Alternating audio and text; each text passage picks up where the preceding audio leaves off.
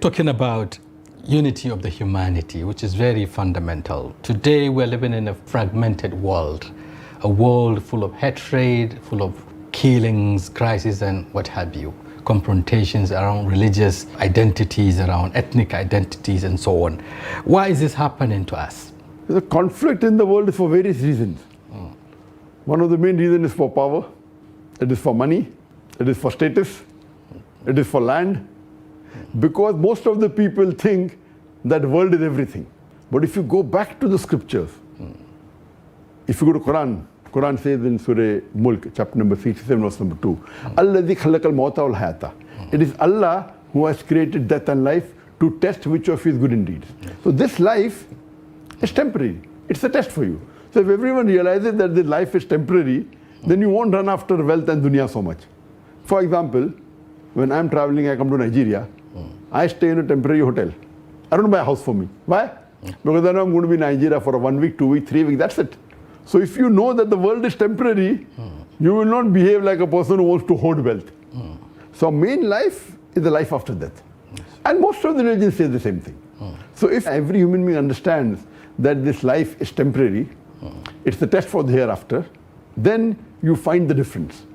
And that's what I mentioned in my talk, Al-Quran, the global necessity, that Quran talks about the path to salvation, about Jannah. And our beloved Prophet Muhammad said that this world, for the believer, is like a prison. And for the unbeliever, it is like paradise. So there was a poor Jew who approached Hafiz ibn Hajar Asqalani, the famous scholar, who wrote the Sharah of Sahih Bukhari at this time.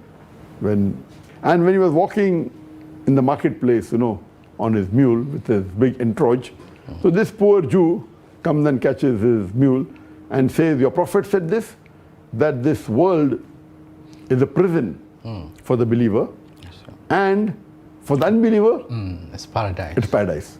I'm a poor man, my clothes are torn, tattered, you're so rich, you're having all the luxury. How can you explain to me this hadith of your prophet? So Hafiz ibn Hajar Asqalani said that I know what awaits for a believer in the hereafter, paradise. That's right. And if you compare paradise to any human being living in this world, he may be the richest man, he may be the king, but compared to the life in paradise, which is million times better, this is like a prison. Right. So the first part I explained, that because if we know that in the hereafter for the believers who follow the commandments of Almighty God, they'll go to paradise. So the paradise compared to the richest man in this world, he may be a king, he may be a sultan, he may be a president, he may be a prime minister. Compared to the next life, this life is like a prison. For the unbeliever, if he knows the hell he's going to go in, even if the poorest man here, yet this will be paradise as compared to hereafter. So if you understand this hadith, that this life is a test, then you will not strive to acquire wealth or power or status. You will strive to get benefit in the akhirah. That's it.